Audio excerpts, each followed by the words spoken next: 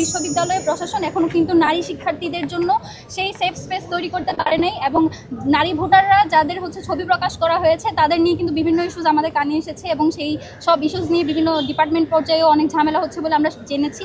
এবং এর পাশাপাশি যে সকল নারী প্রার্থী রয়েছেন, আমি সহ অন্যান্য প্যানেলের এবং আমাদের প্যানেলের যারা নারী শিক্ষার্থী রয়েছে তাদেরকে সাইবার বুলিং করা হচ্ছে খুবই জঘন্যভাবে।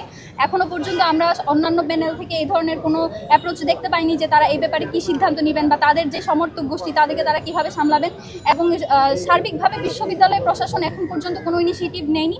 এটাকে আমরা আসলে শঙ্কিত আমরা বোধ করছি, কারণ এভাবে চলতে থাকলে আসলে দেখা যাবে অনেক নারী শিক্ষার্থী যারা হচ্ছে প্রার্থিতা করছেন তারা হচ্ছে যেভাবে হচ্ছে তাদের প্রচারণা করার কথা সেটা আসলে সুযোগটা পাবে না। এবং আমরা প্রত্যাশা করছি প্রশাসন ভালোভাবে আর কি এই জিনিসটা ডিল করবে। আমাদের অনলাইনে আমাদের ছবি বা ভিডিও অন্য জিনিসপত্র নিয়ে যেভাবে বুলিং এবং নোংরামি করা হচ্ছে সেটার প্রতিবাদ জানাচ্ছি। সেই সাথে আমি সব প্যানেল অথবা প্রশাসনের নিকট দৃষ্টি আকর্ষণ করছি, তারা এই বিষয়ে সচেতন হবে এবং অ্যাকশন নেবে।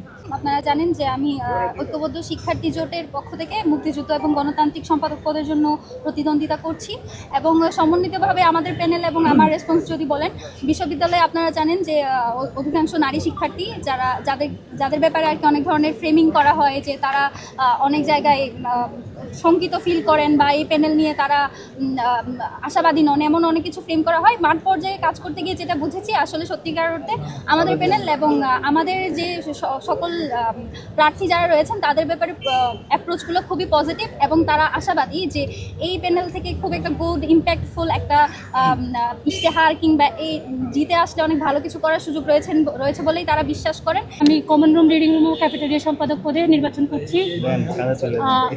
আমি মাঠ পর্যায়ে আপুদের থেকে জিজ্ঞেস করতেছি বা ভাইয়াদের থেকে জিজ্ঞেস করতেছি যে কোথায় কোন সমস্যা হচ্ছে বা কী কী ইস্তেহার আমি নিতে পারি।